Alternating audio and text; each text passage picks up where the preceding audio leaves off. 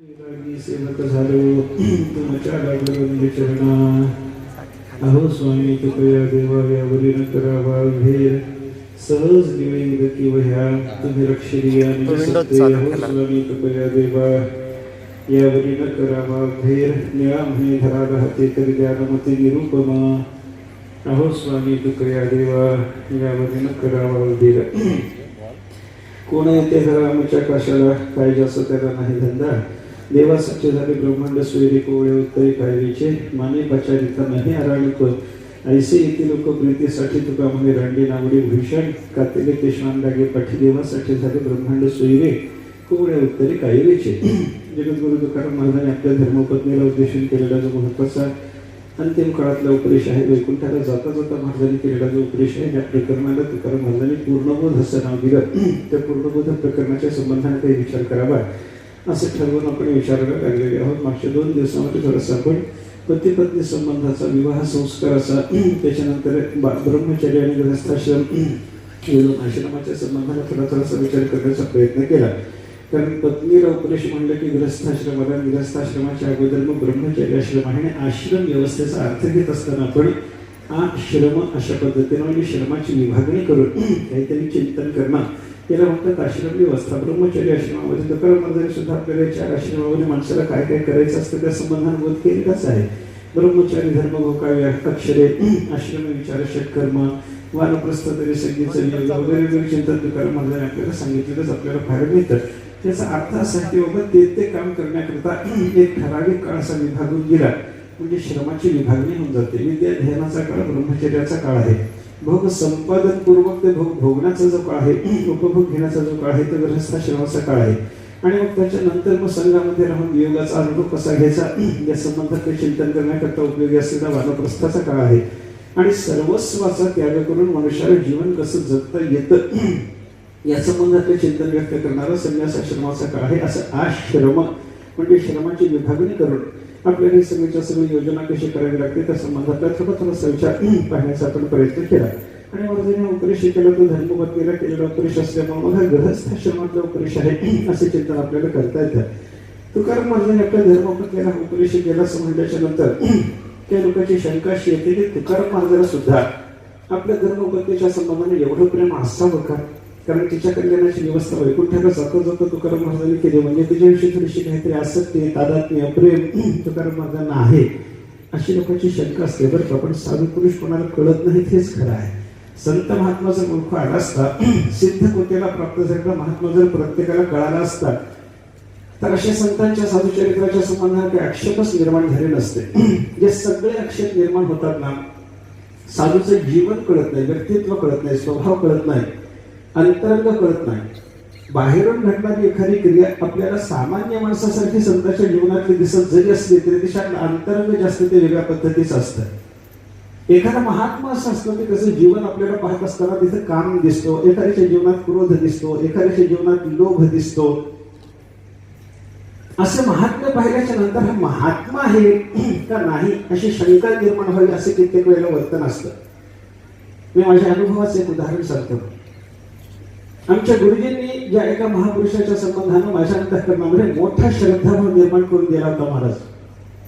त्या महापुरुषाच्या बाबतीमध्ये मी असं घडलेलं पाहिलं. मी एकदा त्यांच्या जवळ गेलो होतो, जवळ बसलो होतो, माझं त्यांचं बोलणं चालू होतं आणि त्या महात्म्याची अशी सवय होती, आलेल्या माणसाला ते काही ना काहीतरी प्रसाद देत होते. काहीतरी प्रसाद जवळ असेल ते साखर द्यायचे, पेढा द्यायचे, जे असेल ते काहीतरी खायचा प्रसाद ते त्या माणसाच्या हातामध्ये, समोरच्या भक्ताच्या हातामध्ये टाकायचे. मी तिथं बसलेला असताना त्याच्याजवळ त्या दिवशी काही नव्हतं म्हणून त्या महात्म्याने एका जवळ आलेल्या भक्ताला सांगितलं की बाबा हे 2 रुपये घे, बाजारात जा आणि थोडीशी साखर घेऊन ये. 5 रुपये दिले असते, 2 रुपये म्हणतो मी, 5 रुपये दिले असते. जे काही पैसे ज्याने दिले होते तेवढ्या पैशाची साखर घेऊन ये. हे सगळं बघत होतं. आपल्याला प्रसाद द्यायला आज काही आपल्याकडे नाही आहे, हे 10 रुपये घे, बाजारात जा, थोडीशी साखर घेऊन ये, लोकांना आपल्याला प्रसाद देता येईल, व्यवस्था होईल म्हणून त्या माणसाने त्यांनी सांगितल्याच्या त्या माणसाने ते पैसे घेतले, बाजारात गेला, त्याला ती साखर आणली, पुडा बांधून आणला. आणलेला पुडा या महात्म्याने अगोदर त्या प्रसादाच्या भांड्यामध्ये ती साखर ओतायच्या अगोदर त्या महात्म्याने सांगितलं बघू बरं साखर. त्या महात्म्याने ती साखर हातात घेतली. पुढे हातात घेतला नसत तोडून पाहून ते म्हणायला लागले नाही बरोबर 10 रुपयाची आपण दिलेल्या पैशाच्या मोलाची साखर आली नाही, थोडी कमी आलेली दिसते. ज्या महात्म्याच्या बद्दल गुरुजींनी मला सांगितलं होतं हे अत्यंत व्यक्त चित्ताचे आहे, अजिबात मोहल्यांच्या चित्ताला नाही, हे गुरुजींनी ज्या महात्म्याच्या बद्दल मला सांगितलं होतं त्या महात्म्याच्या जवळ बसल्याच्या नंतर माझा अनुभव असा होता की त्या महात्म्याने 10 रुपयाची साखर तोलून पाहून, हाताने वजन करून पाहून ही साखर त्याला दुकानदाराने बरोबर दिली नाही आणि जाऊन परत ती दुकानदाराला परत द्यायला सांग असं सांगून त्याच्या हातात तो पुढा परत गेला. त्या माणसाने काही न बोलता नमस्कार केला, बिचारा परत दुकानात गेला.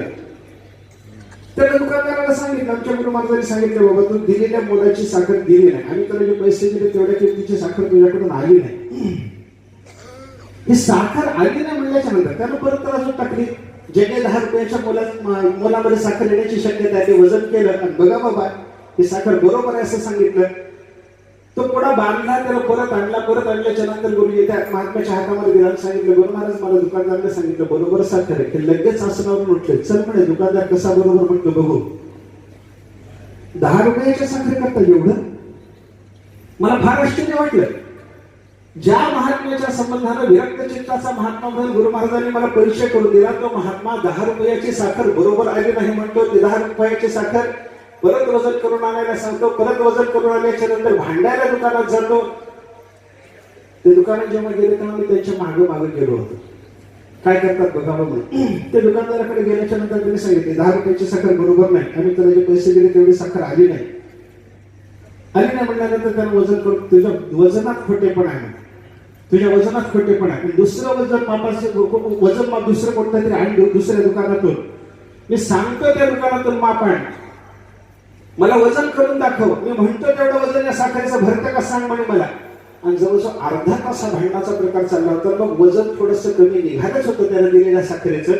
ते बरोबर त्याच्याकडून परत मुठभर साखर घेऊन हा महात्मा पुढा बांधून घरी आला. समाधानानं आसनावर बसल्याच्या नंतर ते आपल्या शिष्याला सांगतो आता पुढं भांड्यात टाक म्हणे, साखर माझ्या भांड्यामध्ये ओत.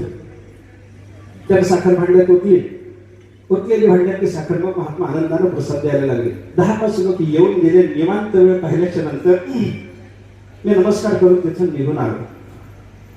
निघून आल्याच्या नंतर गुरुजींना सांगितलं, गुरुजी त्यांच्याकडे तुम्ही मला दर्शनाला पाठवलं होतं, ते विरक्त चित्ताचे म्हणून तुम्ही मला सांगितलं होतं, पण त्याने 10 रुपयाच्या साखरेकरता एवढा प्रकार केला हो. गुरुजी हसले, कळालं नाही म्हणे तुला, कळालं नाही. साधूचं हृदय काय असतं ते जाणून घ्यायला पाहिजे, त्यांची बाह्य क्रिया काय घडली याच्याकडे लक्ष देऊ नको. गुरुजी मला बोलले, माझा विश्वासच बसत नव्हता. माझ्या समोर ज्या महात्म्याने अशा पद्धतीचं वर्तन केलं, अगोदर गुरुजींनी परिचय देताना त्याचा असा परिचय दिला आणि माझ्या समोरचं वर्तन तर असं दिसलं, काय अंतरे मला अभ्यास करता येईल. शांत राहिलो. दुपारी गुरुजींच्याकडे पाठाला गेलो. माझी पाठाची वेळ 2 वाजताची असायची. 2 वाजता पाठाला गेलो. 3 वाजेपर्यंत पाठ झाला. पाठाची बाकीची मंडळी निघून गेली. मी गुरुजीजवळ थोडा वेळ बसलो. गुरुजींना विचारलं, गुरुजी मला काही बोध झाला नाही म्हणलं, तुम्ही मला ज्यांच्याकडे पाठवलं होतं त्या महात्म्याच्या संबंधाने जो परिचय दिला होता त्या परिचयाप्रमाणे त्यांचं वर्तन मला दिसलं नाही. ते वर्तन आणि तुम्ही केलेलं वर्णन याच्यातली तफावत जी आहे ती तफावत मला सतावायला लागली. म्हटलं मी काय करू सांगा. गुरुजींनी सांगितलं, त्यांच्याकडे जग विचार, ज्यांच्या संबंधाने मी तुला त्यांच्या वैराग्याचा परिचय दिला होता, ज्यांचं वर्णन मी वैराग्याचं केलं पण ज्यांचं चरित्र तुला वैराग्याचं दिसलं नाही, त्या महात्म्याला केलेलं वर्णन आणि तुमचं चरित्र याच्यातलं अंतर काय आहे हे जाणून घ्यायला करतात, त्याला जाऊन विचार. त्याच महात्म्याला जाऊन विचार. मी परत दुपारच्या पाठाच्या नंतर माझी चक्री भजनाची वेळ असायची. भजन झाल्याच्या नंतर मी त्या महात्म्याच्या दर्शनाला गेलो. महात्म्याच्या दर्शनाला गेलो, तिथे बसलो. जाऊन बसल्याबरोबर ते हसले. का आलास, कळालं म्हणे, का आलास, कळालं. म्हटलं काय कळालं. ते म्हणाले, माझं सकाळचं जे वर्तन होतं ते तुला खटकलेलं आहे. तुझ्या इथल्या बसण्यावरून, इथं तू जोपर्यंत माझ्या सकाळी बसला होतास तोपर्यंत त्याच्या तुझ्या हालचालीवरून मला कळालं होतं की माझं वर्तन तुला खटकलेलं आहे. खटकलं म्हटलं महाराज, मला पटलं नाही. 10 रुपयाच्या साखर करता एवढा उपद्रव. 10 रुपयाची नाही, तुम्हाला 9 रुपयाची साखर तर मिळालेलीच होती. 1 रुपयाची साखर गेली, बिघडलं कुठं. तुम्ही एवढे वैराग्यवान म्हणून तुमच्याबद्दल मी वर्तन ऐकलं, असं का केलं तुम्ही. त्या महात्म्याने सांगितलं, तुला कळालं नाही. म्हटलं मी असं का केलं. कळालं नाही म्हणूनच विचारायला आलं. गुरुजीला विचारलं, त्यांनी तुमच्याकडेच परत पाठवलं. तर महात्म्याने मला सांगितलं, हे माझ्याजवळ आलेले जे 10 रुपये होते ते 10 रुपये माझे होते का माझ्या समोर एका भक्ताने ठेवले होते. कसं आहे ते सांग. एका भक्ताने ठेवलेले होते. मग भक्तांनी ठेवलेले 10 रुपये माझ्याकडे काय भावनेने ठेवले, त्या 10 रुपयाचा बरोबर मी योग्य विनियोग करीन या भावनेने त्याला माझ्या समोर ठेवलेले आहेत ना, ठेवलेले आहेत. 10 रुपयाचा योग्य विनियोग झालाच पाहिजे ना, झाला पाहिजे. मग 10 रुपयाच्या योग्य विनियोगासाठी प्रसाद देण्याकरता मी जर साखर आणलेली असेल तर ती 9 रुपयाची साखर मी वाटली आणि 1 रुपया जर त्या दुकानदाराला मी खाऊ दिला, तर परमेश्वराने माझ्या समोर 10 रुपयाच्या साखरेचा जाब विचारल्याच्या नंतर 1 रुपया गेला कुठे, याला मी उत्तर काय देऊ म्हणे. आणि हे उत्तर देता येत नाही. याच्याकरता मला 1 रुपयाच्या साखरेसाठी जर भांडण करावं लागलं असेल तर मला सांगा त्या महात्म्याचं वर्तन हे वैराग्याचं आहे की नाही. दिसायला त्या महात्म्याच्या चरित्रामध्ये मला वैराग्य दिसलं नाही. वर्णन होतं वैराग्याचं, वर्तन दिसलं नाही वैराग्याचं. पण त्या महात्म्याने सांगितलं माझ्याकडे असलेल्या जबाबदारीची मला जी जाणीव आहे, त्या जाणीव कुठे मला अशा पद्धतीचं वर्तन करावं लागलं. कोणत्याही महात्म्याचं चरित्र अशाच पद्धतीचं असतं. ज्या महापुरुषांच्या संबंधाने आपण ऋषी मुनी वगैरे अशा पद्धतीची चर्चा करतो, त्या महात्म्यांची कित्येकांची चरित्र कामानं भरलेली, क्रोधानं भरलेली, लोभानं भरलेली. लोभ आहे त्यांच्या जीवनात, काम आहे त्यांच्या जीवनात. त्याने दाखवलेल्या क्रोधाला क्रोध म्हणायचंय. दुर्वासाने क्रोध दाखवला. अंबरीशाचं चरित्र आपल्याला सगळ्यांना माहिती आहे. दुर्वास किती रागावले. अंबरीशाला नष्ट करण्याच्या भानगडीत दुर्वासाने आपल्या केसातून एक बट उपसली आणि त्याच्यातून एक कृत्य निर्माण केली, राक्षसी निर्माण केली. दुर्वासाने अंबरीशाच्या अंगावर घातली. परिणाम काय झाला? क्रोधाचा परिणाम जो भोगावा लागला तो आपल्याला सगळ्यांना माहिती आहे. 1 वर्षभर सुदर्शन चक्राने दुर्वासाची जी केलेली विटंबना आहे आपल्याला सगळ्यांना माहिती आहे. सांगत बसत नाही सगळं चरित्र. एवढी विटंबना दुर्वासी भोगतात. अनेक स्थानामध्ये त्या सुदर्शनाच्या पासून आपलं स्वतःचं संरक्षण करून घेण्याकरता धावतात. ब्रह्मा विष्णू महेशाकडे जाऊनही संरक्षण मागतात. आणि शेवटी भगवान महाविष्णूने संरक्षण देणं, सुदर्शन चक्र माझं जरी असलं तरी आत्ता त्याच्यावर ताबा अंबरीशाचा असल्यामुळे त्या सुदर्शनापासून मी तुला संरक्षण देऊ शकत नाही, तो अंबरीशाकडे शरण जा म्हणून सांगतात. आणि भगवान महाविष्णूने अंबरीशाच्या कडे जायला सांगितल्याच्या नंतर दुर्वास अंबरीशाकडे येऊन क्षमा मागतात आणि नंतर ते सुदर्शन चक्र शांत होतं. एवढी विटंबना क्रोधानं भोगण्यासारखा अधिकार दुर्वासांचा आहे का? ज्या दुर्वासांना भगवान श्रीकृष्ण परमात्मा गुरु मानतात, यमुनेच्या पहिल्या तीराला दुर्वास आल्याच्या नंतर आदल्या दिवशी ठरल्याप्रमाणे सगळ्या गोपिकांच्याकडून प्राप्त झालेलं 56 भोगाचं भोजन परमात्म्याने दुर्वासाचं भोजन होईपर्यंत थांबवलं होतं. सगळ्या गवळणींनी भगवंताला सांगितलं होतं, देवा उद्यात मला काही खायला करून आणून देणार. प्रत्येकाने काही वेगळे वेगळे पदार्थ केले. सगळ्या गवळणींनी केलेले त्या सगळेच्या सगळे पदार्थ भगवान श्रीकृष्णापर्यंत आले आणि भगवान श्रीकृष्ण परमात्म्याला त्या सगळ्या गोपिकांनी प्रार्थना केली, देवा काय तुम्हाला कबूल केल्याप्रमाणे आम्ही हे पदार्थ करून आणले, स्वीकारा, घ्या नैवेद्य. देवाने सांगितलं घेता येत नाही, जेवता येत नाही. काय येत नाही? दुर्वास आलेत म्हणजे माझे गुरु महाराज आहेत, यमुनेच्या पहिल्या तीराला थांबले. एवढ्या जवळ गुरु महाराज असतात, मला जेवता येत नाही. मग कलियुगातला माणूस नाही. गुरु महाराज घराच्या बाजूला असले, नाही घरात असले तरी अगोदर जेवण घेऊन मग गुरु महाराजांची व्यवस्था बघू म्हणणारा मी नाही. त्यांचं जेवण झाल्याशिवाय मला जेवता येत नाही ही दुर्वासाची भाषा ऐकल्याबरोबर सगळे डोळे म्हणायला लागले, एवढं शिजवून आणलेलं अन्न त्याचं काय करायचं? दुर्वासापर्यंत पोहोचवायचं. कसं पोहोचवायचं?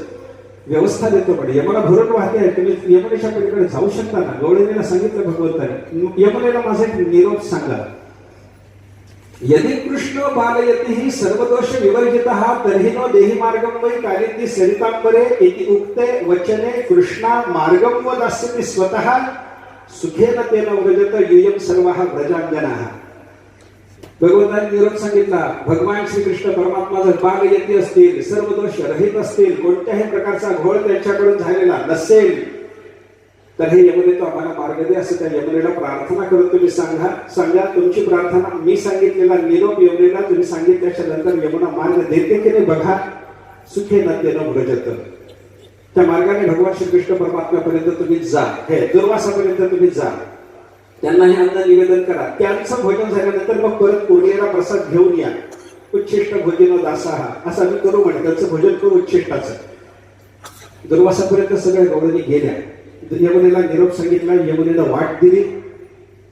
दिलेल्या मार्गाने सगळ्या गवळणी दुर्वासापर्यंत पोहोचलं. दुर्वासाला ते अन्न दिलं आणि त्या सगळ्या गवळणीने शिजवून आणलेलं ते अन्न 56 खंडी होतं. पण ते 56 खंडी अन्न या भगवत दुर्वासाने सगळं फस्त केलं, सगळं खाऊन टाकलं.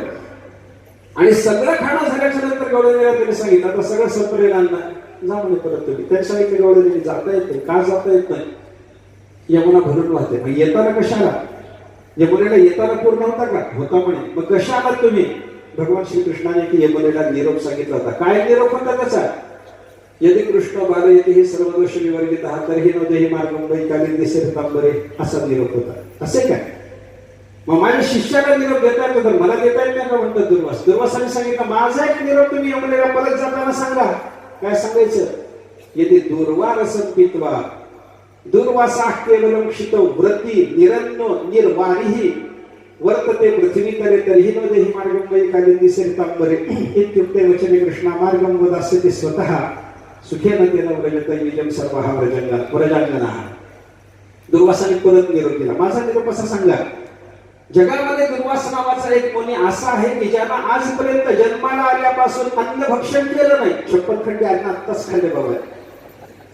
अन्न भक्षण नाही. व्रत चालू आहे. दुर्वा रसम पित्वा व्रती. केवळ दुर्वेचा रसपान करून हा महात्मा राहतो. व्रती आहे. निरन्न हा अन्न खात नाही. निर्वारीही पाणी सुद्धा पाण्याचा घोट सुद्धा थेंब सुद्धा या महात्म्याने आजपर्यंत जीवनात घेतलेला नसेल तर यमुने तो आम्हाला वाट दे.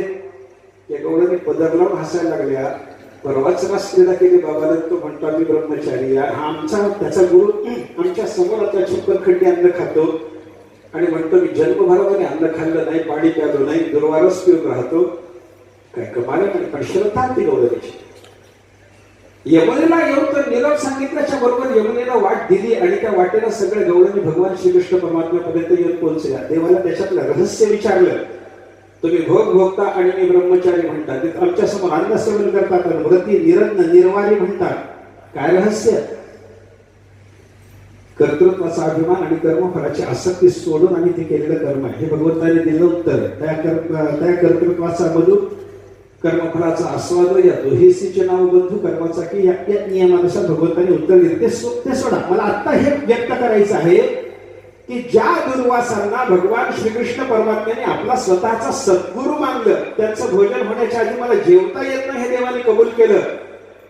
आणि ज्या दुर्वासाने यमुनेला दिलेला निरोप अशा पद्धतीचा विरुद्ध दिसत असताना सुद्धा यमुनेला वाट दिली. एवढा मोठा ज्या दुर्वासांचा अधिकार आहे जे अन्न सेवन करून सुद्धा निरन्न म्हणू शकतात, त्या दुर्वासांना अंबरीषाच्या वर एवढा राग निर्माण होतो, क्रोध निर्माण होतो. गोष्ट खरी आहे का? दुर्वासांना क्रोध येतो. दुर्वास एवढे रागावतात. एवढ्या रागावलेल्या अवस्थेमध्ये एवढी विटंबना सहन करणं दुर्वासाला शक्य आहे? काही अभिमान नसेल तर ज्या मनुष्याच्या अंतःकरणामध्ये क्रोध निर्माण होतो त्या मनुष्याच्या अंतःकरणामध्ये स्वतःची काही अस्मिता नसेल. हे घडलं कसं? याचाच अर्थ असा आहे की अंबरीषासारख्या भक्ताचा महिमा व्यक्त करण्याकरता दुर्वासाने धारण केलेला तो क्रोध आहे. तो क्रोध निर्माण झालेला आहे. काम धारण करणे, क्रोध धारण करणे, तादात्म्य धारण करणे. मी असा एक महात्मा पाहिलाय की तो महात्मा कौटुंबिक परिस्थिती पाहून स्वतःची रडत होता. गुरुजींनी त्यांचा परिचय देताना ते चांगले महात्मा आहेत असं सांगितलं होतं. असंग महात्मा म्हणून वर्णन केलं होतं. पण तो असंग महात्मा कौटुंबिक परिस्थिती पाहून स्वतःच्या कुटुंबातली सगळी विपरीत परिस्थिती पाहून रडत होता. कशा करता रडत असेल होतं? ज्याला असंगता आहे त्याला कौटुंबिक परिस्थितीच्या संबंधानं असं शोक निर्माण होणं, त्याला रडणं निर्माण होणं हे शक्य आहे का? संभवनीय का? संभवनीय नाही. मग काय? कुटुंबातल्या सगळ्या सदस्यांना त्यांची आणि स्वतःची जबाबदारी याची जाणीव करून देण्याकरता त्या महात्म्याचं तशा पद्धतीचं जर वर्तन असेल तर त्याला ससंगता म्हणू की असंगता म्हणू? असंगता आहे. असंगता आहे. म्हणजे काही वेळेला काय असतं, दिसायला चरित्र जे दिसतं ना ते थोडंसं विकाराचं दिसतं, दोषाचं दिसतं. पण त्या दोषाच्या दिसलेल्या चरित्राचा सुद्धा विचार करत असताना त्या महात्म्याने असं का केलं असावं त्याच्यातलं रहस्य शोधण्याचा जर आपण प्रयत्न केला तर काहीतरी चांगलं आपल्या हाती पडण्याची शक्यता आहे. नाहीतर महात्म्याच्या जीवनातले दोष बघत बसाल, काकदृष्टीनं जर आपण महात्म्याची चरित्र अभ्यासण्याचा प्रयत्न केला काय उपयोग आहे? आमचे गुरुजी असं म्हणायचे नेहमी विनोदानं की प्रत्येक संसारी मनुष्याच्या पाठीमागे लागलेलं कधीही जन्मभरात न सुटणारं असं एक दुखणं आहे, त्याचं नाव बायको. बरोबर चूक तुम्ही तपासून पहा. ब्रह्मचर्य कळत की नाही माहिती नाही मला, पण माझा असा अनुभव आहे महाराज की संसारी माणसापेक्षा ब्रह्मचर्याचा संसार फार चांगला असतो. त्यांना संसाराची दृष्टी फार चांगली असते. असू दे, पण गुरुजीचं म्हणणं असं होतं की प्रत्येक गृहस्थाश्रमी माणसाच्या पाठीमागे लागलेलं कधीही न सुटणार असं दुखणं म्हणजे त्याची बायको. आता असंच दुखणं तुकाराम महाराजांच्या पाठीमागे असेल असं एका महात्म्याने मग मला समजून सांगितलं. तसा विचार करता येत. तुकोबारायाने आपल्या धर्मपत्नीला केलेला जो उपदेश आहे तो प्रत्येक गृहस्थाश्रमी माणसाला आपल्या बायकोच्या संबंधाने असणाऱ्या जबाबदारीची जाणीव देण्याकरता.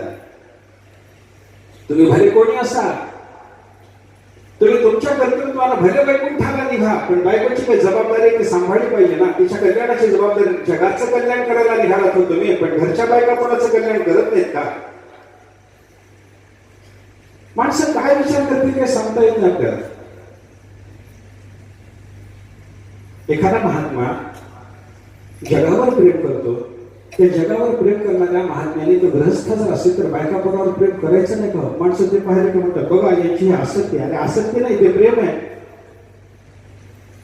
नरसिंह मेहतांच्या बाबतीमध्ये असं वर्णन आहे त्यांच्या चरित्रामध्ये, त्यांची धर्मपत्नी त्यांच्या परमार्थाला अनुकूल होती आणि धर्मपत्नी परमार्थाला अनुकूल असल्यामुळं नरसिंह मेहता नेहमी लोकांना म्हणायचे महाराज परमार्थ व्यवस्थित चालू नाही तुमचा. असं जर कोणी एखाद्या अधिकारी महात्म्याने त्यांना विचारलं तर ते म्हणायचे हो फार छान परमार्थ चालू आहे, कारण मी गृहस्थ जरी असलो तरी माझी बायको माझ्या परमार्थाला फार अनुकूल आहे. हे उत्तर असायचं नरसिंह मेहतांचं. माझी बायको परमार्थाला अनुकूल आहे म्हणून माझा परमार्थ व्यवस्थित चालतो. हे नरसिंह मेहताचं जे बोलणं आहे मला सांगा हे तथ्याचं आहे का आसक्तीचं हो? जर ते तथ्याचं असेल तर तसं बोलणं नरसिंह मेहताने केलं तर त्याला आसक्ती म्हणायचं का? तथ्याचं बोलणं होतं, खरंच बोलणं होतं, खरीच ती परमार्थाला अनुकूल होती माऊली. मग का म्हणायचं नाही परमार्थाला अनुकूल आहे म्हणून? नाथांच्या चरित्रामध्ये एका ठिकाणी प्रसंग आला, उपलब्ध चरित्रामध्ये आहे की नाही मला माहिती नाही, पण ते असं चरित्र सांगितलं जातं नाथांच्या संबंधामध्ये. एकदा काही मंडळी नाथ महाराजांना भेटायला गेली, साधक मंडळी, आणि त्यांनी विचारलं नाथ महाराजांना आम्हाला तुमच्या खासगी जीवनाच्या संबंधाने थोडासा प्रश्न निर्माण झाला म्हणून विचारायला लागत म्हणे. मला काय नाथाने सांगितलं मोकळेपणाने विचारा ना. त्या लोकांनी सांगितलं म्हणे मला परमार्थ तुमचा व्यवस्थित चालू आहे ना? चालू आहे ना, काही अडचण येत नाही ना? मग सगळा परमार्थ संत संगतीत करावा लागतो असं मी ऐकलेलं आहे. तुम्हाला संत संगती नाही, घरातच राहता, बायका पोरातच राहता, कुठे संत संगतीला निवांत जात नाही, 17 तुम्हाला ठाऊक नाही, कसा परमार्थ चालतो तुमचा? नाथ महाराजांनी त्याला सांगितलं फार चांगला प्रश्न विचारलात म्हणे. माझ्या खासगी जीवनाच्या संबंधान असल्यामुळे मी तुम्हाला खासगीतच असं सांगतो की माझ्या परमार्थाच्यासाठी मला अखंड संत संघ असावा याची व्यवस्था म्हणून परमेश्वरानं माझ्या बायकोच्या रूपात माझ्या घरात एक संत आणून ठेवलेला आहे. वास्तविक बोलणं की आसक्तीचं बोलणं सांगा मला. नाथ महाराजांची धर्मपत्नी त्यांच्या परमार्थाला जर अनुकूल असेल तर ते परमार्थाला अनुकूल आहे नाथ महाराजांनी बोलू नये का? ते तसं जर बोलणार नाही तर खोटं बोलतील. मग ठीक आहे वचन नाही हे बाधित होईल. दिसायला त्याच्यातून दृश्य रूप काय दिसलं पण त्याच्या अंतरंगात शिरल्याच्या नंतर आहे काय, या दोन्ही गोष्टीचा माणसाने शोध घेतला पाहिजे. बाहेरंगावर रमू नाही, बाहेर दिसलं त्याच्यामध्ये रमायचं कारण नाही. साधू पुरुष असा ओळखू येतच नाही. एक वचन आहे स्मृतीतलं, कुठल्या स्मृतीतलं आता लक्षात नाही. क्वचित भ्रष्टाहा क्वचित शिष्टाहा क्वचित भूत पिशाचवत नाना रूप धरा योगा विचरंती महितले. योगी पुरुष नाना रूपाने पृथ्वी तलावर विचरण करत असतात म्हणे. क्वचित भ्रष्टाहा, एखादा महात्मा भ्रष्टवत आचरण करतो. क्वचित शिष्टाहा, एखाद्याचं आचरण शिष्टासारखं सदाचाराचं असतं. क्वचित भूत पिशाचवत, एखाद्याला भूतानं झपाटलंय, एखादा पिसाकासारखा आहे असा महात्मा एखादा आपल्याला पाहायला सापडतो. पण तो पिसाका सारखा आहे का पिसाक आहे? त्याला भूतबाधा झाल्यासारखा तो वाटतो का? भूतबाधा झालीये. प्रल्हादाच्या चरित्रामध्ये भागवतात ग्रहग्रस्त म्हणले प्रल्हादाला. ग्रहग्रस्त म्हणजे ग्रह म्हणजे भूतपिशाच. भूतपिशाचाची बाधा आहे त्याला. त्याला पंढरीचे भूत मोठे त्याची बाधा आहे. समर्थ दर्शन आलं तेव्हा मातेला त्यांनी सांगितलं होतं, आईने विचारलं त्यांना काय रे नारायणा तुला काही बाधा झाली, भूतबाधा वगैरे झाली? नारायणाने उत्तर देताना, समर्थाने उत्तर देताना काय सांगितलं? होते वैकुंठीचे कुणी, आले अयोध्या भुवनी, लागे कौसल्याचे स्तनी, त्याची भूतगे माये. या ग्रहाची मला बाधा झाली, या भूताची मला बाधा झाली. ग्रहग्रस्तासारखा एखादा महात्मा वर्तन करतो, पिसाकासारखा एखादा महात्मा वर्तन करतो, भ्रष्ट वर्तन एखाद्या महात्म्याचं असेल आपल्याला पाहायला सापडतं. एक पुराणातली कथा आहे बघा. एक महात्मा होते, दोन राज्याच्या सीमेवर एका राज्यामध्ये राहत होते, एका राज्यात राहत होते, पण सीमावर्ती अशा भागात राहत होते. आणि त्या दोन राज्यांमध्ये फार मोठं वैमनस्य होतं. हे ज्या राज्यात राहत होते त्या राज्याच्या मालकाने समोरच्या बाजूच्या राज्याच्या शत्रुत्वाने त्याला मारलं होतं. त्याचा तरुण मुलगा राज्यावर होता. आणि या महात्म्याच्या अंतःकरणाला तळमळ या दोघांचं जमलं पाहिजे, या दोघांचं जमलं पाहिजे. काय करा काय करा काय करा विचार चालू असताना चिंतन करता करता महात्म्याच्या लक्षात आलं की आपल्या राजाची मुलगी उपवर झालीये, तिचं लग्न ठरलंय, लग्न करायचं राजा म्हणतो. जाऊन एकदा विचारावं त्याला काय आट वगैरे काय आहे ते. महात्मा आले, त्या राजाला भेटले. आपल्या राजाने स्वागत केलं. महात्म्याचा परिचय होता. दोन्ही राज्यामध्ये दोन्ही राजाच्याकडे महात्म्याचा सन्मान समान होता. या राजाने सन्मान केल्याबरोबर या महात्म्याने आसनावर बसल्या बसल्या विचारलं, राजा तुम्ही तुमच्या मुलीचं लग्न काढलं असं ऐकलंय? काढलंय म्हणजे महाराज. बघू बरं मुलगी तुमची कशी आहे. याला म्हटलं आशीर्वाद द्यायला बोलावत असतील म्हणून महात्म्याच्या पाया पडायला बोलावल्याबरोबर महात्म्याने त्या मुलीला असं नखशिखांत बघायला सुरुवात केली. असं पाहता पाहता त्या महात्म्याला विचारलं राजाने, म्हणजे माझी मुलगी पाहिली महाराज तुम्ही, आशीर्वाद आहे त्याला, लग्न त्याचं व्यवस्थित होईल. महात्म्याने सांगितलं व्यवस्थित म्हणजे काय? मलाच हिच्याशी लग्न करायचं. महात्मा त्यागी आहे, महात्मा निर्विकार आहे. बोलताना त्या महात्म्याला सांगितलं की मला हिच्याशी लग्न करायचंय, काय अट आहे सांगा. राजाने असं सांगितलं. त्याच्याकडे राजाच्याकडे एक असा अंडाकृती मोती होता, मोठ्याच्या मोठा. आणि तो मोती दाखवून राजाने सांगितलं की असे 108 मोती आणून ज्याला मला माळा करून दिली त्याला माझी मुलगी समर्पण करणार आहे. समुद्रातून आणा असे मोती. महात्म्याने सांगितलं ठीक आहे, पण खबरदार मी येईपर्यंत पोलीस लग्न दुसऱ्याशी करायचं नाही. पहिल्यांदा तुझ्या तू मला ऐकवली, मी मोती आणून दे. मी नाही म्हणून सांगितलं तू दुसऱ्याला सांग. तोपर्यंत खबरदार लग्न करायचं नाही करायचं. समुद्रावर गेले. समुद्रावर जाऊन त्याच्याजवळ जो कमंडल होता त्या कमंडलातून हळूहळू समुद्राचं पाणी उपसून असं बाजूला टाकायला लागलं. एका माणसाने विचारलं, म्हणजे महाराज काय करतात? समुद्र उपसतो पण कमंडल उपसलं जातो का? त्यामुळे कधीतरी उपसला जाईलच ना. प्रयत्न वाळूचे कडरगडीता तेलही गळे वाटतं ते होऊ शकतं म्हणे. आणि ही त्यांची भाषा ऐकल्याच्या नंतर तो मनुष्य शांत झाला. पण 2-3 दिवसाच्या नंतर महात्म्याचा अधिकार जाणून समुद्र शरण आला. समुद्राला विचारलं, महात्मा काय करतात? नाही म्हणून तुला रिकामा करायचं ठरलं. कशा करता? तुझ्या पोटातल्या अंडाकृती 108 मोती मिळवायचे. मग मी दिले तर काय अडचण आहे? मला काय तुझं वैर आहे का? मला मोती आणून दे, मला फक्त मोती पाहिजे. त्या समुद्राला एक लाट यांच्या अंगावर टाकली, त्याच्यातून 108 मोती या महात्म्याने निवडून घेतले. उरलेले मोती समुद्राला सांगितलं तुझे तू घेऊन टाक, मला काही अधिकाची गरज नाही. ते 108 मोती घेतले, माळा ओवली, राजाच्याकडे आले. राजाला सांगितलं ही माळा घ्यायची म्हणे. घेतली. तुझी मुलगी आता मला द्यायची. त्या राजाला सांगितलं अजून एक काम होतं मला, सांग ना तुझं जे काही काम असेल ते करू देतो, पण पोलीशी लग्न मी करणार. माझ्या वाचून दुसऱ्याशी लग्न तुझ्या पोलीस होणार नाही असं सांगितल्याच्या नंतर त्याला सांगितलं महाराज एक काम होतं म्हणे. काय काम? बाजूचा राजाचा शत्रू आहे, त्याच्या बापाला मी मारले, पण या तरुण पोराशी साधना करणं मला शक्य नाही. तेव्हा ते पोरग एकदा माझ्या स्वाधीन करा, त्याला तुरुंगात कायमचा ठेवतो, मग तुमच्याशी या पोलीस लग्न लावून देतो. महात्म्याने सांगितलं काही अडचण नाही.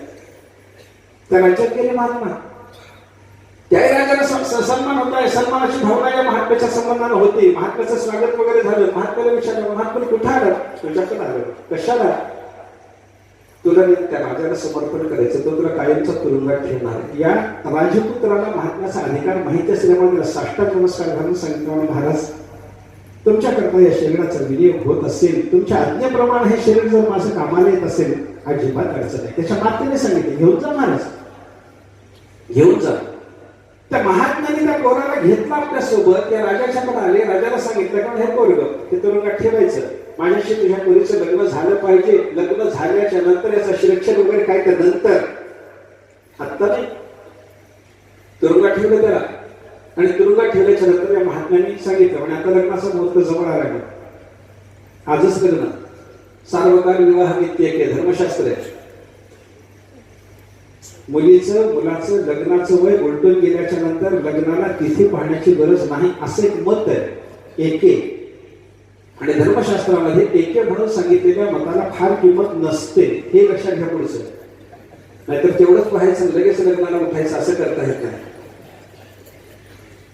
त्याने सांगितलं ठीक आहे, आज लग्नाचा मुहूर्त आहे, आज लग्न करून टाकू. लग्न करता महात्मा मुंडावळेकर बसलं ना, सगळं सेवापूजन वगैरे झालं ना, आणि हे सगळं झाल्याच्या नंतर मधुपर्क वगैरे समर्पण करून त्या महात्म्याला मुंडावळ्या बांधलेल्या अवस्थेमध्ये त्या अंतरपटाच्या बाजूला आणून उभं केलं. समोर राजकन्या उभी राहिली आणि त्या महात्म्यानं राजाला हळूच सांगितलं, म्हणजे तो राजपुत्र आणून त्याला सोपवलं की नाही म्हणून. त्या राजपुत्राला इथं अक्षर टाकायला बोलवा, त्याला इथं बोलवा. माझं लग्न व्हायच्या अगोदर कसं शिरच्छेद तुम्ही केलं तर काय घेऊ, त्याला बोलवा इथं. त्याला बोलवायला सांगितलं. तो मंडपात येऊन उभा राहिला. तो मंडपात येऊन उभा राहिल्याबरोबर महात्मा अंतरपटापासून बाजूला झालं. तर महात्म्याने काय केलं, अंतरपटाच्या बाजूला सरळ म्हणे त्या पोराने त्या पोरीच्या बाजूला उभं केलं. दोघांकडे एकदा बघून घेतलं आणि दोघांकडे एकदा बघून घेऊन त्या राजाला म्हणाले, हे जोडी चांगली शोभते की नाही म्हणे. शोभते की नाही सांगा. राजाला काही बोलता शोभते होत, यालाच की तुझी मुलगी समर्पण करा म्हणजे. त्याला ते मुलगी समर्पण करायला लावून त्या दोघांचं वैमनस्य त्या महात्म्याने घालवलं. मला सांगा, महात्म्यांनी दाखवलेला अगोदरचा कामोभाव तो खरा, त्या दोघांचं वैमनस्य संपवण्याच्या दृष्टीने महात्म्याने केलेली ती क्रिया आहे हे खरं. काय सांगा, अंतरंग खरं की बहिरंग खरं.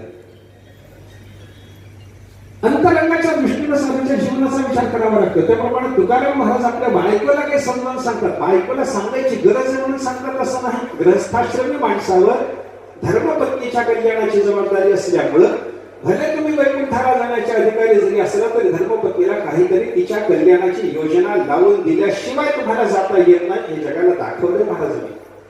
महाराजांना आसक्ती नाही, महाराजांना तादात्म्य असं नाही. यशवंत त्याग त्या महात्म्याला घडलेला नाही असं तुकाराम महाराजांचं चरित्र आहे असं समजायचं कारण नाही. फक्त आपल्याला त्याच्यात जे दिसतं ते महात्मा ओळखू येत नाही म्हणून.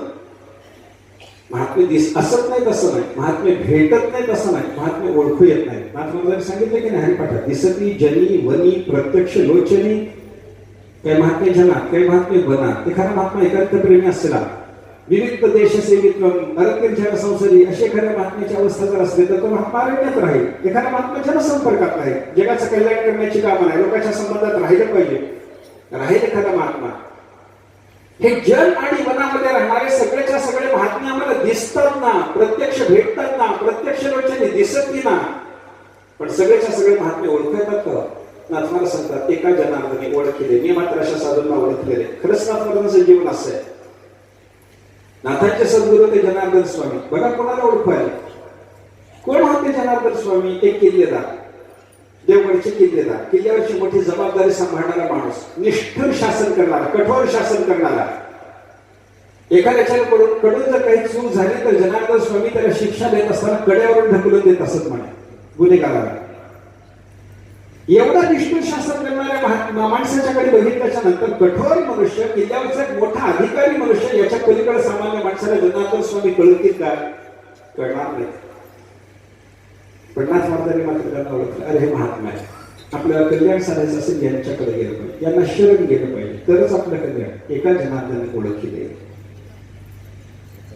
म्हणजे बाह्य वर्तन, बाह्य स्वभाव, बाह्य आचार, बाह्य क्रिया, बाह्य शिष्टाचार याच्यात महात्म्यांच्याकडून होत असलेलं वर्तन आणि त्या वर्तनाच्या मागचा जो भाव आहे याचा परस्पर मेळ असेलच असं नसल्यामुळे कदाचित तो अंतरंग भाव आचरणावरून आपल्याला ओळखता येत नाही. आणि कदाचित तो ओळखता येऊ नये अशाच पद्धतीची बाह्यक्रिया महात्म्याने संपादन केलेली असते. कारण जगे अवज्ञाची करावी या व्यक्तीचा तो महात्मा जर असेल तर जगाला सन्मान करण्यासारखं वर्तन करेल कशा करता. आणि अशा भूमिकेतून आपली जबाबदारी काय आहे ते जाणून तुकाराम महाराज जर आपल्या धर्मपत्नीला उपदेश करत असतील तर त्याच्यामध्ये आसक्ती, तादात्म्य असा विचार करण्याचं काही कारण नाही. गृहस्थाश्रमाची जबाबदारी. गृहस्थाश्रम सुरू होतं विवाहाच्या नंतर. आमच्या बहिणीचं म्हणणं होतं, विवाह हा एक सामाजिक संस्कार आहे. सामाजिक संस्कार एक केवळ पती पत्नीचा संबंध घडवणे, त्याचा उद्देश काय आहे बघा ना.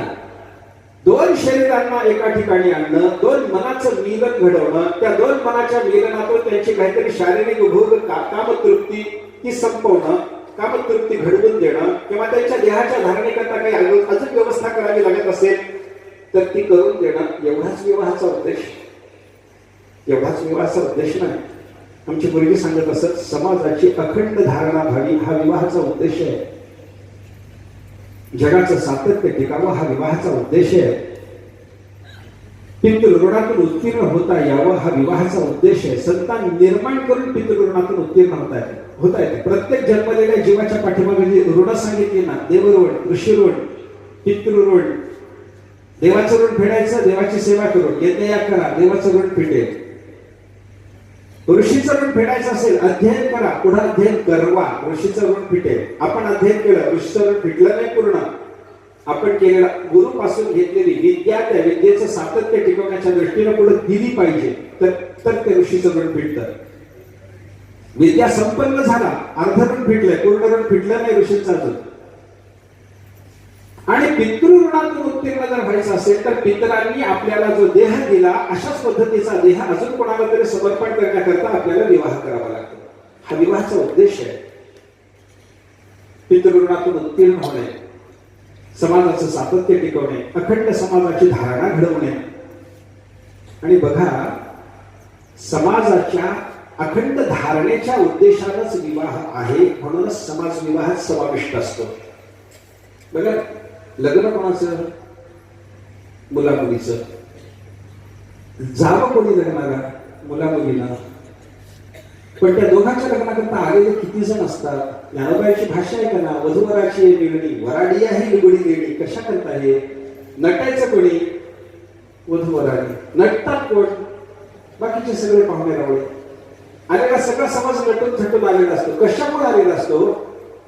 तर हा विवाह केवळ या दोघांचा नसून, या दोघांची जबाबदारी नसून, या दोघांच्या काहीतरी जबाबदारीच्या उद्देशाने हा केलेला नसून, समाजाचा या विवाहाशी काहीतरी संबंध, याची सुप्त जाणीव आपल्या अंतःकरणाला आहे. म्हणून सगळे जातात ना लग्नाला. सामाजिक व्यवस्था आहे ती, समाजाच्या अखंड धारणेकरता. आणि म्हणून गुरुजीचं म्हणणं पुढचं असायचं की समाजाच्या अखंड धारणेकरता समाजाच्या संबंधातला हा संस्कार असल्यामुळं, या संस्कारात ज्या दोघांवर हा संस्कार व्हायला लागला, त्याने समाजाची बांधिलकी धरून आपल्या आवडीनिवडी व्यक्त केल्या पाहिजेत. या दोघांच्या मनामध्ये आपल्या परस्पराच्या संबंधाने जे काही आकर्षण वगैरे असेल ते व्यक्त करत असताना समाजाची बांधिलकी धरून ते आपल्या आवडीनिवडी व्यक्त केल्या, समाजाने समाधान आहे आणि यांचंही कल्याण आहे. समाजाचा संबंध आहे त्याच्याशी. दोघांचा काय, त्या दोघांचं लग्न, माझा काय संबंध, असं कोणी म्हणत नाही.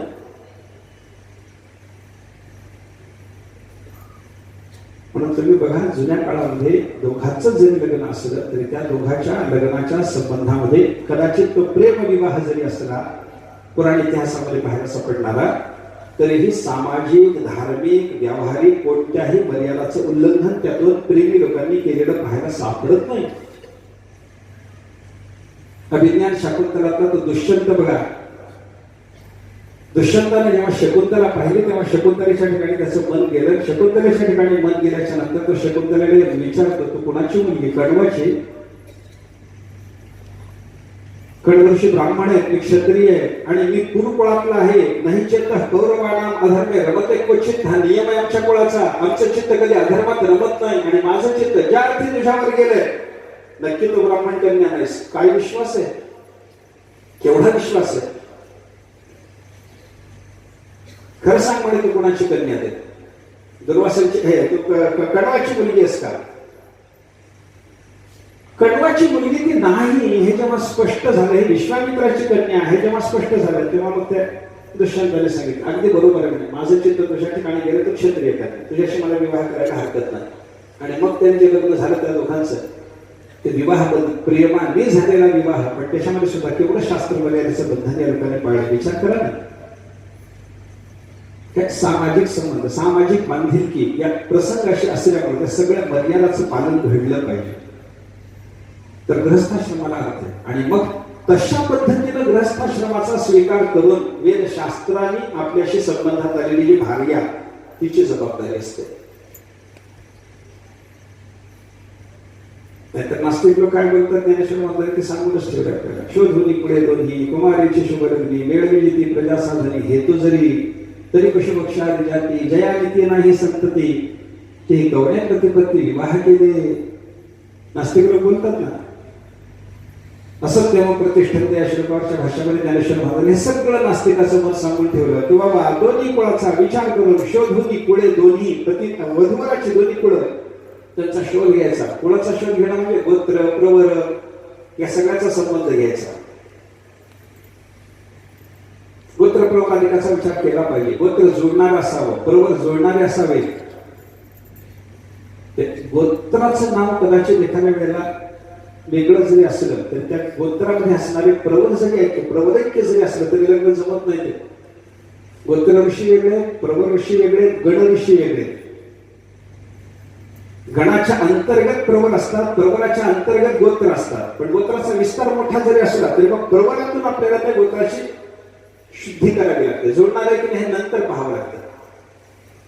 शोधुनी कुळे दोन्ही कुळाचा व्यवस्थितरित्या शोध झाला, जमत हे कळालं. कुमारेची ते दोघं परस्पर अगोदर कुमार असले पाहिजे. शुभ लग्नी शुभ लग्नावर ते लग्न झालं पाहिजे, विवाह संबंध झाला पाहिजे. म्हणून तदेव लग्न सुदिनं तदेव ताळापर्यंत चंद्रपर्यंत हे म्हणूनच मग लग्नाची सुरुवात होते ना. जरी शुभ लग्न तुझ्या लग्नाकरता आम्ही शोधून काढू शकलो नसलो तरी परमात्म्याच्या स्मरणाने त्या लग्नाला शुद्धता प्राप्त झाली म्हणून तदेव लग्न म्हणायचं. ते दिवसभरामध्ये 2-2 तासाचा काळ म्हणजे एक लग्नाचा काळ असतो. तर त्याच्यात स्थिर लग्न वगैरे वगैरे पाहायचं.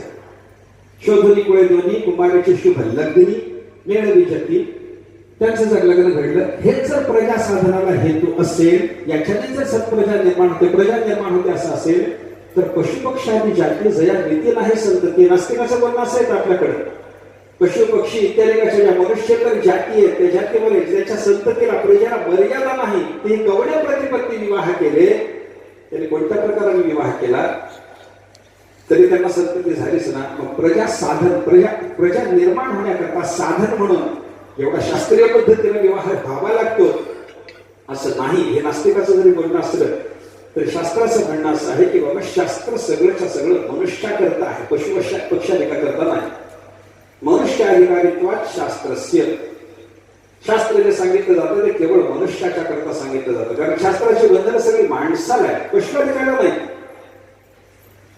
मग माणसाच्या बाबतीमध्ये ही सगळीच्या सगळी विवाहाची मर्यादा सांभाळून जे विवाह व्हावे लागतात ते विवाह झाल्याच्या नंतर मग त्याच्यानं जगाची स्थिती उत्तम टिकते. आणि त्या विवाहाच्या संबंधानं जे दोघे जण एका ठिकाणी आले शास्त्र पद्धतीनं देवा ब्राह्मणाच्या अग्नीच्या साक्षीनं झालेल्या विवाहाच्या योगाने जे दोघे एका ठिकाणी आले तर दोघांना म्हणायचं परस्पराचे पती पत्नी. एका ठिकाणी येणारी पती पत्नी होत नाही. शास्त्र विधीनं त्यांना एका ठिकाणी पाणीग्रहण विधीनं ते एका ठिकाणी आले पाहिजे. त्याच्याकरता लाजहोम झाला पाहिजे, पाणीग्रहण विधी झाला पाहिजे, सप्तपदी झाली पाहिजे. ती सप्तपदी होईपर्यंत त्या पोरीचं गोत्र बदलत नाही, बापाच्याच गोत्राची ती असते. आणि सप्तपदीचा संस्कार झाला, 7वा पाय त्यानं त्या सुपारीच्या जवळ ठेवला, अरुंधतीचं दर्शन एकदा त्या माऊलीला घडवलं की आता याच्या गोत्रात येते. आणि याच्या गोत्रात आली म्हणून याची पत्नी झाली. हे कधी होईल एवढा संस्कार व्हावा तेव्हा. म्हणजे भार्यात हे जन्य आहे, ते निर्माण करणारा विवाह नावाचा संस्कार आहे. आणि त्या संस्काराच्या योगानं जिच्या ठिकाणी ते जन्य असलेलं भार्यात्व निर्माण करून दिलं गेलेलं आहे त्या भार्यात्वाच्या संबंधानं याला पतित्व आहे, भर्तृत्व आहे. तिचं भार्यात्व सिद्ध झाल्याशिवाय याचं भर्तृत्व सिद्ध होत नाही. आणि भार्यापती अशा पद्धतीचा त्या दोघांचा संबंध निर्माण झाल्याच्या नंतर एकमेकाच्या संबंधाने एकमेकावर काही जबाबदारी येते. त्या जबाबदारीची जाणीव ग्रस्ताला असलीच पाहिजे. बायकोची जबाबदारी नवऱ्यावर, नवऱ्याची जबाबदारी बायकोवर आहे ना. आणि ही सगळी जबाबदारी सांभाळण्याच्या दृष्टीनं उपनिषदांनी साधकाला गुरुकुलातून बाहेर पडताना ते उपदेश केले. ते उपदेश सगळे ऐकले की मग ही जबाबदारी लक्षात येते. तैत्रीय उपनिषदामध्ये शिक्षावती दिलं वेद मनोच्च आचार्यो अंतेवासिनम अनुशास्ती. वेदाचा उपदेश करणं झाल्याच्या नंतर आचार्य त्या अंतेवासी म्हणजे शिष्याला गुरुकुलातून बाहेर पडताना असा उपदेश करतात. काय करतात? सत्यम वद धर्मंचर स्वाध्यायान मा प्रमदः. तू सत्य भाषण करीत जा बाबा, धर्माचं अनुष्ठान करीत जा बाबा. वेदाच्या अभ्यासाच्या बाबतीमध्ये आतापर्यंत तू माझ्याजवळ केलेल्या शास्त्राध्ययनाच्या स्वाध्यायाच्या बाबतीमध्ये कधी चूक करू नको बाबा. ही जबाबदारी आहे. नाहीतर घरी गेला, बायका पोरात रमला, धर्म सुटला, सत्य सुटलं, स्वाध्याय सुटला, चालत नाही. आणि हे सगळं करायला सांगता सांगता आचार्यांनी केलेला पुढचा उपदेश आहे का तो गृहस्थाश्रमाच्या जबाबदारीचा आहे. आचार्याय प्रियम धर्म आहृत्य प्रजातंतु माध्यवच्छेदसीही. शेवटी मात्र त्याला उपदेश केला गुरुमुखातून की बाबा आता तुला इथून बाहेर पडताना ते सद्गुरू त्याला सांगतात आचार्याय प्रियम धर्म आहृत्य. आचार्य म्हणजे सद्गुरू, गुरु, विद्या शिकवणारे गुरु. त्या गुरुच्याकडे तो प्रिय त्यांना अपेक्षित असलेली गुरुदक्षिणा धनम आहृत्य त्यांना समर्पण कर. त्यांना अपेक्षित असलेली गुरुदक्षिणा समर्पण करायला सांगितले. याला वाटतं ते कनपट्टीचा रुपया काढून ठेवतो हे चालत नाही. त्यांना काय आवडतं विचारा. आणि हा नियम कलियुगा करता नाही बरं का. बाकीच्या युगामध्ये गुरुला अध्ययन झाल्याच्या नंतर गुरुकुलातून बाहेर पडताना दक्षिणा समर्पण केलीच पाहिजे नियम होता. कलियुगा करता समर्पण केलीच पाहिजे नियम नाही. पण समर्पण करूच नाही असंही नाही. नाहीतर बाबाचे गुरुची उपाशीच म्हणावं लागेल. आचार्याय प्रियम धनम आहृत्य. आचार्याला अपेक्षित असेल ती गुरुदक्षिणा आणून द्यावी. पहिल्यांदा हा नियम सांगितला. म्हणून कौत्साला त्या वरदत्त ऋषीच्याकडे अभ्यास केल्याच्या नंतर वरदत्त ऋषींना कौत्साने सांगितलं गुरु महाराज मी आता निघालो, 14 विद्या तुमच्याजवळ घेतल्या, मला जायचं आता गृहस्थाश्रमाला सुरुवात करायची आहे, तुमची आज्ञा मला आता घरी जा म्हणून मी निघालोय, काय तुम्हाला समर्पण करू. गुरु महाराजांना विचार केला दरिद्राजवळ काय असायचंय. काही नव्हतं त्या कौत्साच्या जवळ. अकिंचन मनुष्य, काही नाही मला वाटतं माझी आजपर्यंत सेवा केली त्याच्यात मला गुरुदक्षिणा मिळाली, तू काही देऊ नको. नाही नाही गुरु महाराज तुम्ही मागा मागा मागा. बऱ्याच वेळेला त्यांना आग्रह केल्यावर गुरु महाराज रागावले. रागाच्या भरात वरदत्त ऋषीने त्याला सांगितलं किती विद्या शिकलास माझ्याकडे? 14. एका विद्येची 1 कोटी सुवर्ण मुद्रा दक्षिणा दे म्हणे. आणून कुठली आणून द्यायची? एक कपर्दिक मिळायची पंचायत. 14 कोटी सुवर्ण मुद्रा दक्षिणा म्हणून आचार्य प्रियम धनम. आचार्याला प्रिय असलेलं धन आणून द्यायची जबाबदारी त्याला सांगितलं. आणून देतो गुरु महाराज. मध्ये निघाला, रघुराजाकडे आला. रघुराजाकडे येऊन त्याला काहीतरी मागायचं असं त्याला चाललं होतं. तितक्यात रघुराजाच्या दरबारात येऊन पाहतो तर सगळा दरबार असा सुना सुना दिसायला लागला. दरबारात सगळे अधिकारी आहेत पण कोणाचे आसन उंची नाही. राजाच्या आसनाला सिंहासनाला सोनं नाही. सिंहासनावर बसलेल्या राजाच्या अंगावर धोतर उपरण्याच्या पलीकडे अलंकार नाही. अतिथी आला म्हणून राजाने स्वागताकरता घरात जाऊन बायकोला सांगितलं म्हणजे चल पूजेचं सामान घेऊन आपल्याला अतिथीची पूजा करायची. तेजस्वी ब्राह्मण भट्टू आलाय, पूजन करायचंय. पूजा करायला आले तर त्या मातीच्या परळात सगळं सामान आणलेलं त्याच्या बायकोनं. त्याच्या बायकोकडे पाहिलं तर लंकेची पार्वती बरी, अंगावर एक गुंजभर सोनं नाही, मंगळसूत्र होतं ते तांब्याचं. ही सगळी परिस्थिती पाहिली कौत्सानं 14 कोटी सुवर्ण मुद्रा मागायला हा श्रीमंत मोठा राजा, जगाचा सम्राट राजा म्हणून याच्याकडे आलो पण काही दिसत नाही. परत निघा. राजाने विचारलं कसं काय राहतात महाराज? नाही म्हणे मी दुसरीकडे कुठेतरी जाऊन माझी इच्छा पूर्ण करून घेतो. त्याने सांगितलं काही नाही, माझी ही परिस्थिती पाहून तुम्ही मला मागायला लाजू नका, संकोच करू नका. काय पाहिजे सांगा. माझ्या गुरु महाराजांनी मला 14 कोटी सुवर्ण मुद्रा मागितल्या. व्यवस्था होईल म्हणे. थांब 5-6 दिवस माझ्या अग्निशाळेमध्ये. त्याला अग्निशाळेत थांबवलं. सकाळचा अग्निहोत्राचा होम झाल्याच्या नंतर कुबेराच्या अलकापुरीवर स्वारी करून धन आणायचं ठरलं आणि सेनापतीला सांगितलं रथ वगैरे सिद्ध करा. रथ वगैरे सिद्ध झाला, अग्निहोत्राचा होम झाला, ब्राह्मणाला नमस्कार करून सांगितलं बसा तुम्ही, थांबा मी आत्ता येतो कुबेराकडून जाऊ. आणि कुबेरावर स्वारी करायला हा महात्मा निघाला. रथारूढ होणार एवढ्यात कोषाध्यक्षाला खजिनदाराने सांगितलं महाराज कुठे निघाला? कुबेराकडे. कशाला? स्वारी करायला. कशा करता स्वारी? आपल्याला त्या ब्राह्मणाला दिल्याकरता सुवर्ण मुद्रा पाहिजे 14 कोटी म्हणे, त्याच्याकरता कुबेराला स्वारी करतो. दुसरीकडून एवढं सुद्धा लगेच मिळण्याची व्यवस्था नाही, शक्यता नाही. तेच कोषाध्यक्षाला सांगायला सुरुवात केली. तेच सांगायला आलं कुबेरानं आपल्या रात्री कोशामध्ये पाऊस पडलाय, सुवर्ण मुद्रा कोशातून बाहेर पडायला लागले, तेवढ्या सुवर्ण मुद्रा कोशामध्ये आहेत, स्वारी करू नका. स्वारी थांबवली. तोच सारा सांगितलं तुम्हाला सुवर्ण मुद्रा लागतात, हे सगळं सुवर्ण मुद्रा घेऊन जातो. म्हणलं 14 कोटीच्या पलीकडे एक घेत नाही म्हणलं तुमची. आणि त्या 14 कोटी खाटी सुवर्ण मुद्रा आणून त्याला त्या कवचानं वरदत्त ऋषीला समर्पण केल्या का आचार्याय प्रियम धनम आधित्य नियम आहे. भगवान श्रीकृष्ण परमात्म्याने सुद्धा विचार करणं म्हटलं संदीपन ऋषीला गुरु महाराज काय देऊ. संदीपने काय म्हणाले सुरुवात केली, तुम्ही मला गुरु म्हणता हीच दक्षिणा माझ्याकरता पुष्कळ मोठी देवा. अनंत कोटी ब्रह्मांडाचा धनी साक्षात परब्रह्म ज्याच्या बोधाकरता गुरुकुलामध्ये जाऊन राहायचं असतं त्यानं माझ्याकडे येऊन मला गुरु म्हणावं याच्यापेक्षा मोठी दक्षिणा कोणती देवा. काही नको, काही नको. संदीपने म्हणत होते मला काही नको. पण भगवंताने सांगितलं नियम आहे. मी द्वापारातला मी करीतला असतो तर तुम्ही सांगितल्याप्रमाणे इथून निघून गेलो असतो. पण मी द्वापारातला मला गुरुला दक्षिणा समर्पण केलीच पाहिजे. नियम काय देव सांगा. मला काही सांगता येत नाही, तुम्ही आमच्या पत्नीला विचारा. गुरुने सांगितलं तेव्हा हे संदीपाने ऋषीच्या धर्मपत्नीला विचारायला गेले. सांगितलं आई साहेब तुम्हाला काय देऊ. त्यांनी सांगितलं माझा मुलगा समुद्राने गेला तेवढा आनंद द्या. परमात्म्याने तो आनंद दिला. सगळं सांगत बसत नाही. आचार्याय प्रियम धनम आधित्य आचार्याला अपेक्षित असलेली गुरुदक्षिणा आणून समर्पण करावी. आणि मग पुढे काय करायचं. प्रजातंतु मा व्यवच्छेदसीहि. प्रजातंतु म्हणजे ब्रह्मदेवापासून आजपर्यंत वंशाच्या सातत्याच्या दृष्टीनं चालत आलेला जो प्रजेचा तंतू आहे जी एक साखळी आहे तिला व्यवच्छेद करू नको, मर्यादा घालू नको. तुला ग्रहस्थाश्रम स्वीकारायचंय ना, मग प्रजातंतू सातत्य टिकवलं पाहिजे. समाजाची अखंड धारणा होईल या दृष्टीने व्यवस्था केली पाहिजे. प्रजातंतूचा व्यवच्छेद करू नको हे त्याला सांगितलेलं असतं. आणि प्रजातंतूचा व्यवच्छेद करायचा नाही या गुरुच्या आज्ञेवर लक्ष ठेवून हे सत्यम वद धर्मांचर स्वाध्यायान्मा प्रमदः आणि आचार्याय प्रियम धनम आधित्य एवढं झाल्याच्या नंतर प्रजातंतूचा व्यवच्छेद करायचा नाही या भावनेनं शास्त्रविधीनं केलेला जो विवाह, एवढी सगळी बंधनं सांभाळून केलेला जो विवाह, त्या विवाहाच्या नंतर निर्माण झालेलं त्या दोघातलं जे नातं आहे त्याला म्हणतात पती पत्नी, जायापती, भार्या भरता. आणि मग भार्या भरत्याचं नातं निर्माण झाल्याच्या नंतर परस्पराच्या दृष्टीने काही जबाबदारी असतात. जोपर्यंत एक स्त्री आणि एक पुरुष एवढंच आपलं नातं आहे तोपर्यंत फार तर सामान्य काही जबाबदारी असतील पण विशेष जबाबदारीचं काही कारण नाही.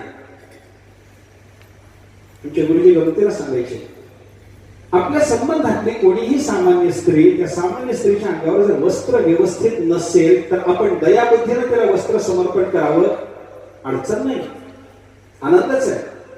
पण आपल्या भार्येला जर व्यवस्थित वस्त्र नसेल तर ते त्याला पुरवण्यामध्ये दयाबुद्धीचं कारण आहे, जबाबदारी आहे, दायित्व आहे, ते पार पाडलं पाहिजे. आणि व्यवहाराची जशी जबाबदारी तिच्या भरण पोषणाची असते त्याच पद्धतीने तिचं कल्याण करून देण्याची जबाबदारी सुद्धा पतीवर असते. कारण शास्त्राचा नियम आहे पतिरेव गुरु स्त्रीणाम. स्त्रीच्या करता दुसरा गुरु नाही, पती हाच गुरु. पतिरेव गुरु स्त्रीणाम. पती ही एव काय घातलंय म्हणून मी. पती हाच गुरु, दुसरा कोणी गुरु नाही स्त्रीच्या करता. मग पती हाच जर गुरु असेल तर त्याला कल्याण करता दुसऱ्या कोणाकडे जायचं, कोणापासून कल्याण मागायचं. त्याला गुरु भावनेनं पतीला शरण जावं लागतं. पतीला शरण गेल्याच्या नंतर त्या पतीला तिचं कल्याण करावं लागतं. आणि गुरु शिष्याच्या संबंधाचा विचार करत असताना सुद्धा एखाद्या वेळेला शिष्य अबोध असेल तर त्या अबोध शिष्याचं मन वळवून त्याला बोध करण्याची जबाबदारी गुरुवर असते.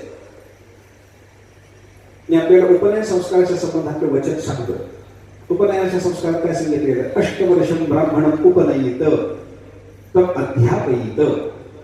धर्मशास्त्र काय सांगतं, 8 वर्षाच्या ब्राह्मणाच्या पोराचं ब्राह्मणाने उपनयन करावं. उपनयन करावं सांगितलंय, तिथे उपनयन पोराने करून घ्यावं म्हणलंय. जबाबदारी कोणावर आली, शिष्यावर आली का गुरुवर आली? सांगा ना, मला बोला की तुम्ही थोडस. कोणावर जबाबदारी आली त्याची? गुरुवर. उपनयन करावं, उपनयन त्याला करून घ्यावं नाही, उपनयित गुरुवर जबाबदारी. तर अध्यापयित त्याला शिकवावं. कोणी शिकवावं? गुरुनं शिकवावं. जबाबदारी कोणावर? गुरुवर आहे.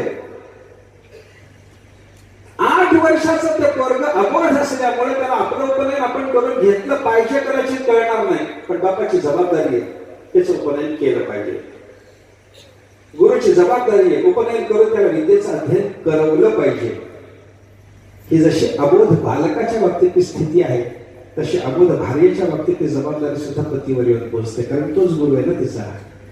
आणि अबोध जर असेल तर ती कल्याणाच्या कामनेनं पतीला शरण जरी येत नसली तरी पतीनं तिचा गुरु होण्याच्या दृष्टीनं काही निर्वाह केला पाहिजे, त्याला काही सांगितलं पाहिजे.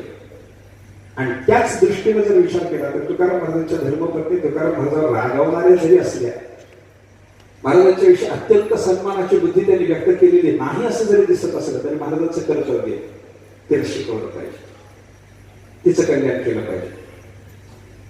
काल परवा बोलताना बोलून आलो की तुकाराम महाराजांच्या धर्मपत्नी संसारातल्या काही अडचणीनं तुकाराम महाराजांच्या समोर आदळापट करून व्यक्त जरी करत होत्या तरी आमच्या वडिलांचा एक विचार बोलून आलो होतो. तुकाराम महाराज तिला कर्कशा म्हणतात, पण आपण म्हणायचं नाही, आपण म्हणायचं नाही. कारण काय? कारण मी सांगितलं होतं तुकाराम महाराज कुठल्या डोंगरावर भजनाला जाऊन बसलेले आहेत हे माऊलीला माहिती नसताना घरात अन्न शिजल्यावर भाकरी तयार झाल्यावर सगळे डोंगर पालथे घालून जिथे महाराज असतील तिथे महाराजांना गाठून महाराजांना जेवू घातल्याशिवाय, तिकडे बघा, महाराजांना जेवू घातल्याशिवाय जर ती माऊली जेवली नसेल,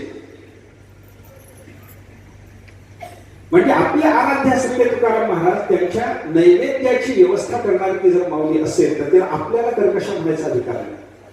आणि त्याच प्रसंगाचा विचार जर आपण केला तर तुकाराम महाराजांच्या भोजनाच्या व्यवस्थेनंतरच माऊली जेवते, मग तिचा आदरापट करण्याचा स्वभाव खरा का महाराजांची सेवा करण्याचा स्वभाव खरा? विचार करा. पुन्हा त्याच मुद्द्यावर येतो आपण. अंतरंग वेगळं आहे, बाहेरचं दृश्य वेगळं आहे. दिसायला तुकाराम महाराजांची भार्या तुकाराम महाराजांच्या विरुद्ध आहे, पण असायला तुकाराम महाराजांच्या विरुद्ध नाहीये ना. कुठेच विरुद्ध नाही, कुठेच विरुद्ध नाही. पाठीवर ते कुठंच सुटलं नाही. आणि ही जर अधिकाराची भूमिका, अंतरंग अधिकाराच्या दृष्टीने त्याने केलेली सेवेची भूमिका जर आपण विचारात घेतली तर उपदेशाला त्या पात्र आहेत. किंवा अबोध भूमिका जर आपण पाहायला लागलो तर अबोध शिष्याच्या कल्याणाची जबाबदारी गुरुवर जी शास्त्राला सांगितलेली आहे त्याही दृष्टीने तुकाराम महाराजांनी केलेला हा धर्मपत्नीचा उपदेश योग्य आहे, योग्य आहे. महाराज आपल्या धर्मपत्नीला काही समजावून सांगतात, त्याचं आपल्याला चिंतन करायचंय. आज इथं थांबतो, पुढच्या विचार असं. पुंडलिक वरदा विठ्ठल श्री ज्ञानदेव तुकाराम विठ्ठल विठ्ठल विठ्ठल विठ्ठल. पुंडलिक वरदा विठ्ठल श्री ज्ञानदेव.